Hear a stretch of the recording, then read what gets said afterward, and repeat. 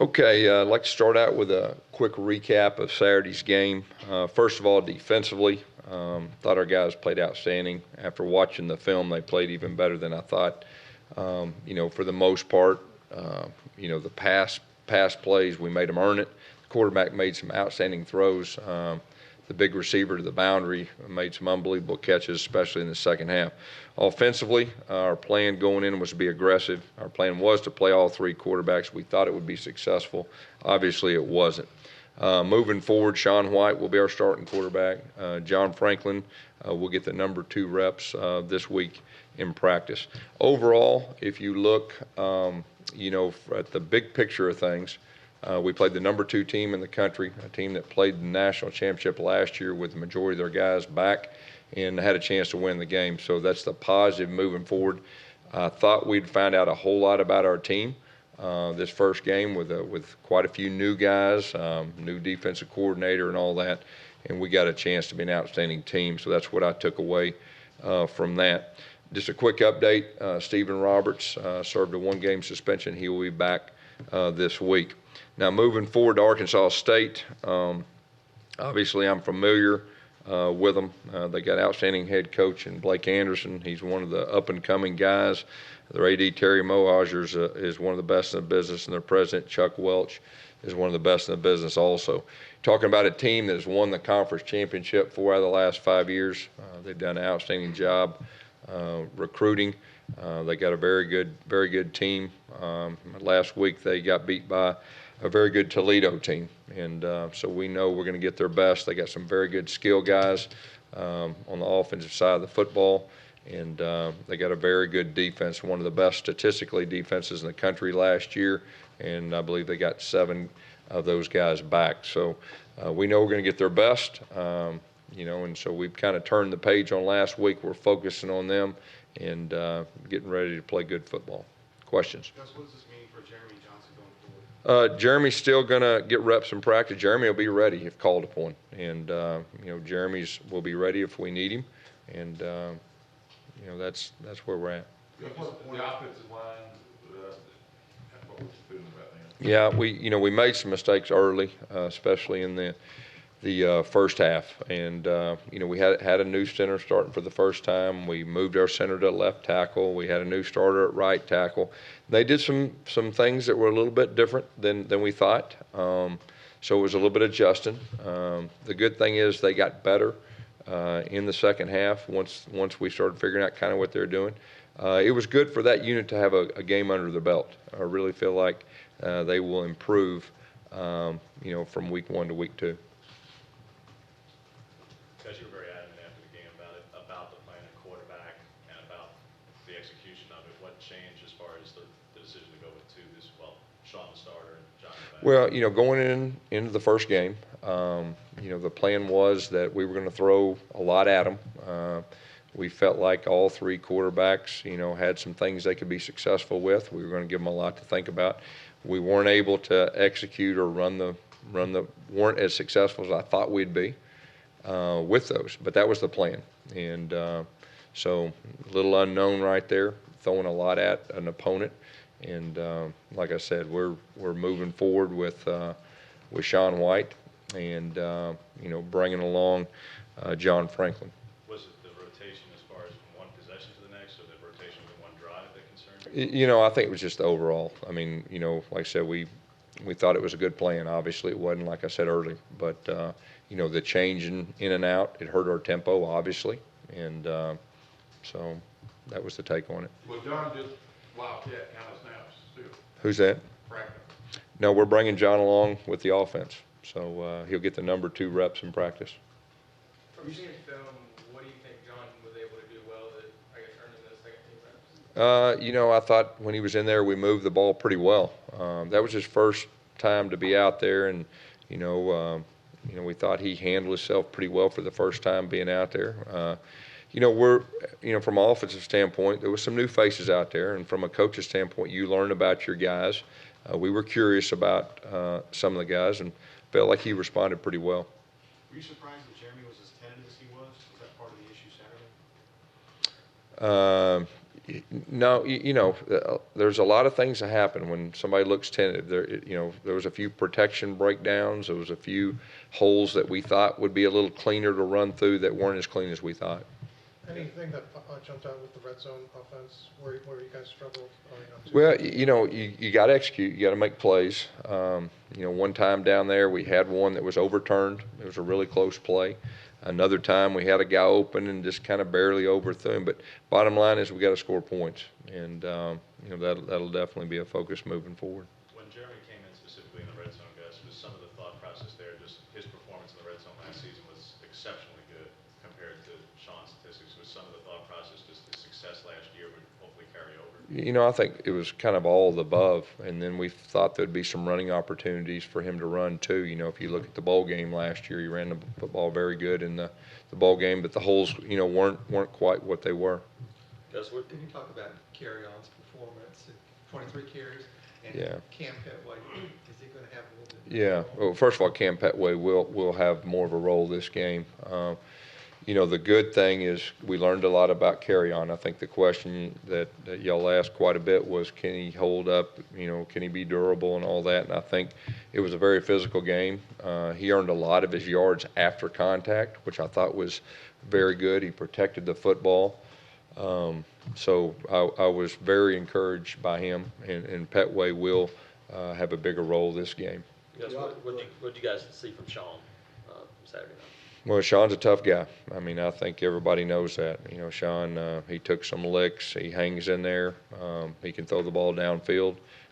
He bought himself a little time on a couple of those, especially the one that we got the pass interference call. He did an outstanding job of buying himself some time, took a big lick. And he's got a good control of our offense too. So you stick with a red zone package for Jeremy if you get in that situation? Right now, moving forward, like I said, we're going to go with Sean White, and John Franklin will be our number 2 guy. You've been pretty open in the past about how it takes you a few weeks to kind of figure out the identity of an offense and kind of recalibrate things. This season, more than any, do you see that just because here we are in week 2 and you're already changing things a little bit? Well, we had a lot of we were curious about a lot of things offensively. We have some new guys, quite a few new guys, playing new positions or just flat out first time they played college football. So we learned a lot about our guys. And I think we'll continue to learn the next couple games about our guys. But, the takeaway is we played a pretty good defense.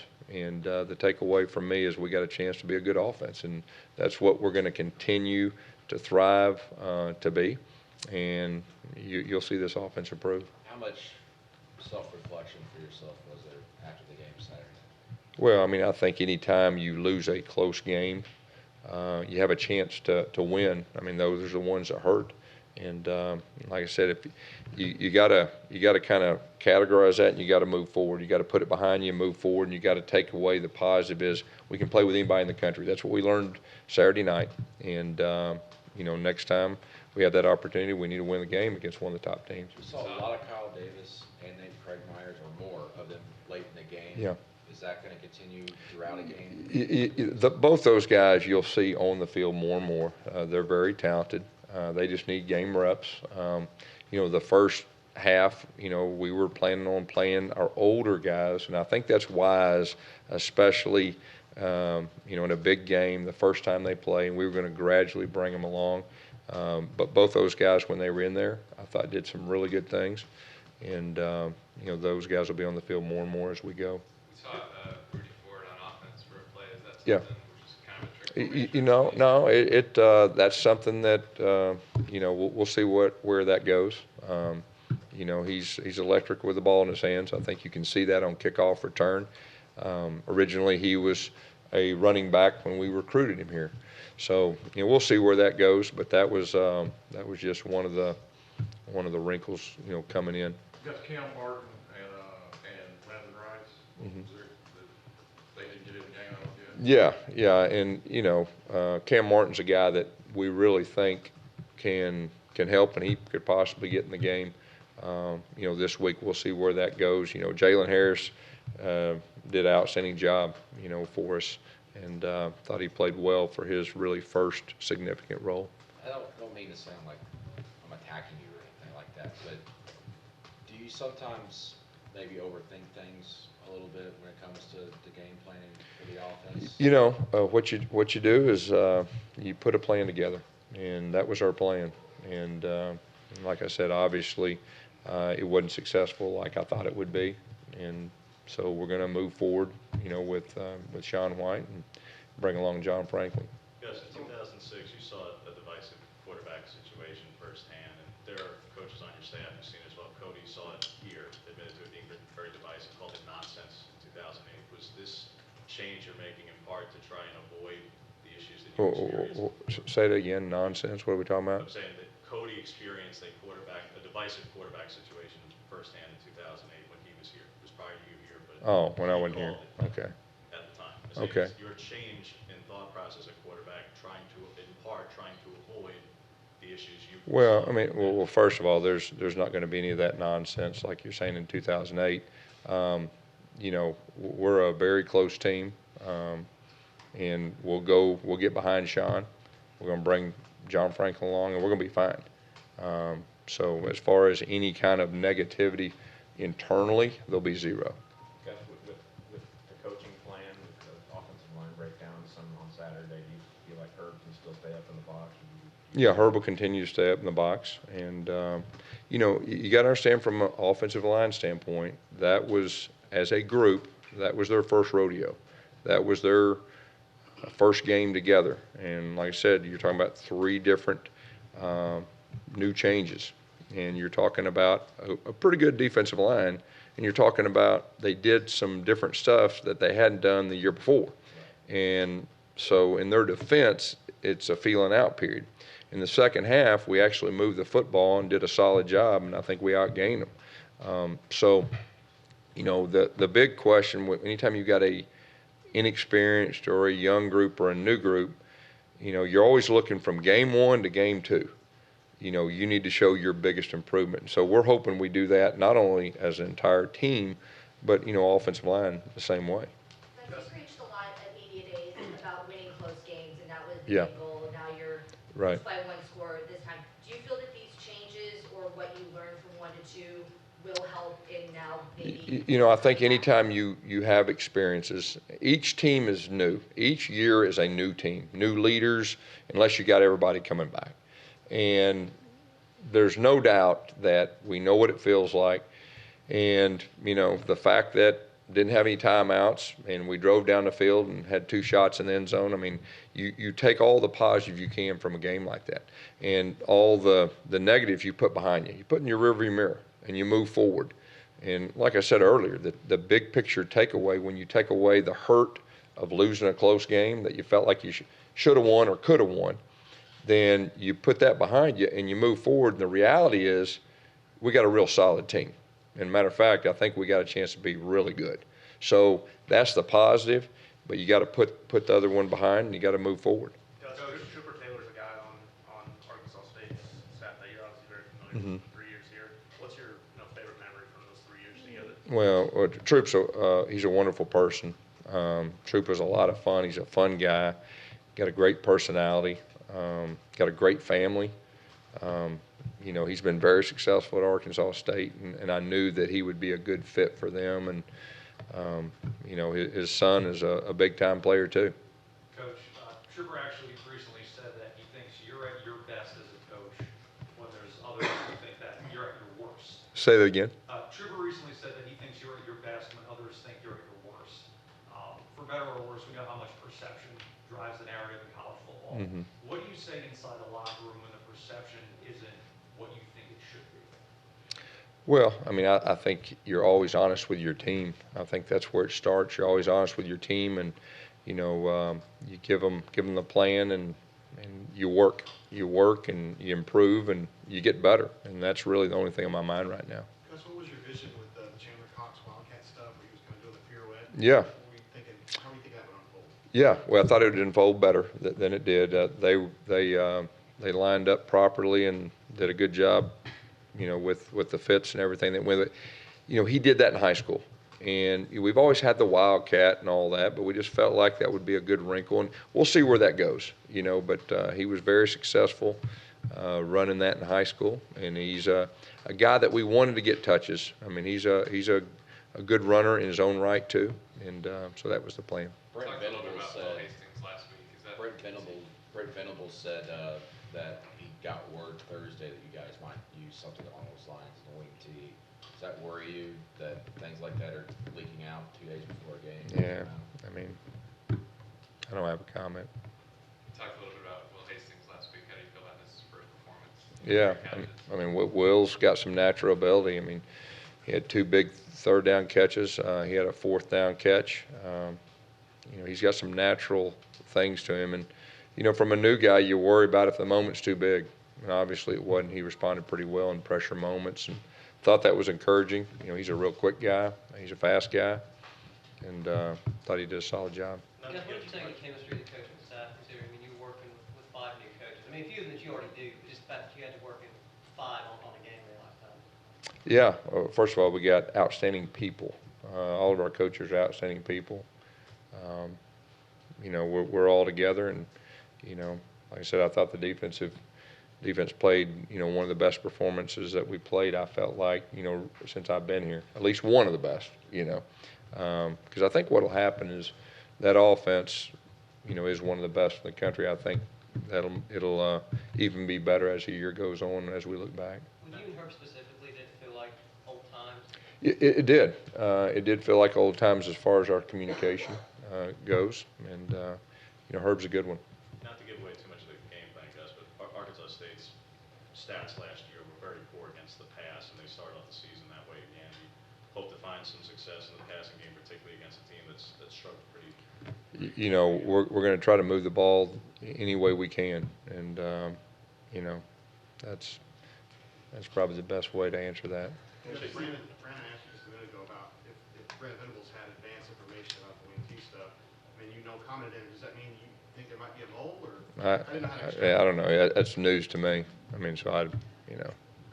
When you see how the offense was moving with Franklin, moving forward with him, how much did you feel like you got to give him more opportunities to take the offense to another place? You know, I think we'll just see how the season unfolds. You know, he's an inexperienced guy, and he got some experience, which, you know, I think that's a bright spot now that he's been out there, and he knows how he's going to react, and our coaches know how he's going to react. And I just, you know, we'll just see how the season unfolds, you know, as far as he's concerned. But, you know, he's very coachable. He's got a good attitude, and he moved the football, you know, when he was out there. How much did his presence on the field help open stuff up for carry on? You know, it looked like it did. It looked like, you know, obviously the ends played a little bit different. And, you know, he protected the football. I mean, first time when you get out there, you know, you want to make sure a new quarterback protects the football, and he did that. JF3 with the zone read of those last 2 plays, you feel like he should have kept it. That's a learning point for him. You know, I don't, you know, you can always kind of look back at stuff like that anytime you zone read. But for the first time out there, I thought he did a solid job. And, you know, I think he'll improve, you know, as he goes. I guess since Stevens already served suspension, was he already able to start working with the ones again, or just one of those things like? No, we're gonna bring him along. I'm not ready to say, you know, where and how many reps and all that, but we reinstated him. We'll take a few more. Gus, did you talk about the vertical passing game, importance of trying to get some explosive plays off of that? Yeah, there's no doubt that was kind of a focus as far as explosive plays and vertical passing down. I think we hit the one over the top. Kyle Davis, you know, came back to, and but yeah, that'll definitely be a focus. Yes, it seemed early on you were really trying to get Stanton Sherritt involved early on. What was the thought process there? Did you feel like that was? Yeah, we felt like there would be some opportunities on the edge with him. Obviously, they had a couple of different looks that, you know, and anytime you're the first 3 series of a game, you're gathering information as you go. And like I said, the first game is always about adjustments because there's a good chance they're going to do something new. And so we were still gathering information. We thought we could get on the perimeter. They did a good job of keeping us off the perimeter. But that was during the feeling out time. Chase Robeson was a walk-on when he was here, but I think he's on scholarship now for them. Yeah. Had a really good season last year. Yeah. Just what kind of player was he here? Did you see this kind of success for him? Yeah, well, first of all, he's an outstanding person. He's got a great family.